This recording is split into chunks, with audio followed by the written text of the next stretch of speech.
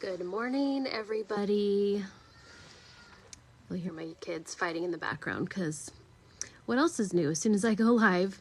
And I apologize that I am laying down to do this video. I am stretching my back and really need to get in for a chiropractic appointment. But that is not why I hopped in on here today. So I've done several podcasts with other practitioners on the Abundant Wellness podcast about our pelvic floor muscles, and specifically wanted to talk to you guys today about the uterine muscle. So most of us don't really think of our uterus as a muscle, but it is absolutely a muscle. It relaxes and contracts. It has different fibers that lengthen and shorten, and is very much responsive to hormonal changes as we age.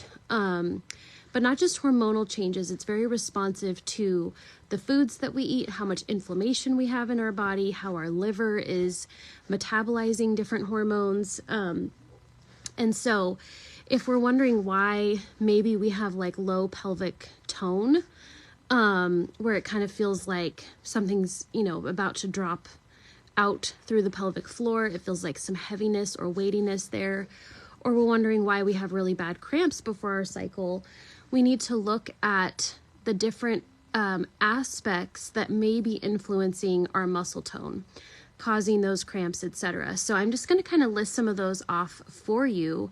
The first is dehydration. So you can't get minerals into the cells to help the smooth muscle relax unless you're well hydrated. So making sure that you are well hydrated, especially through the winter months.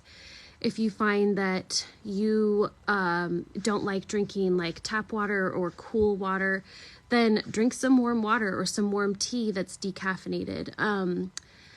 I find that I prefer like warm drinks in the winter. I don't really know why that is, but that's just something that I do. I notice that my water intake tends to dip during the winter, so making sure that I'm getting warm water is really, really helpful. So making sure that you're hydrated.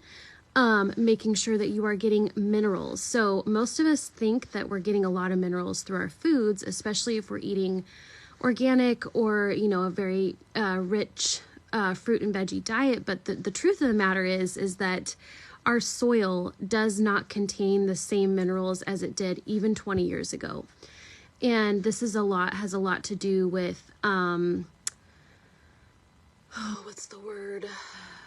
Pesticides, herbicides, biologics that really do interrupt the microbiome of the soil. And that, of course, impacts what we are absorbing through our food.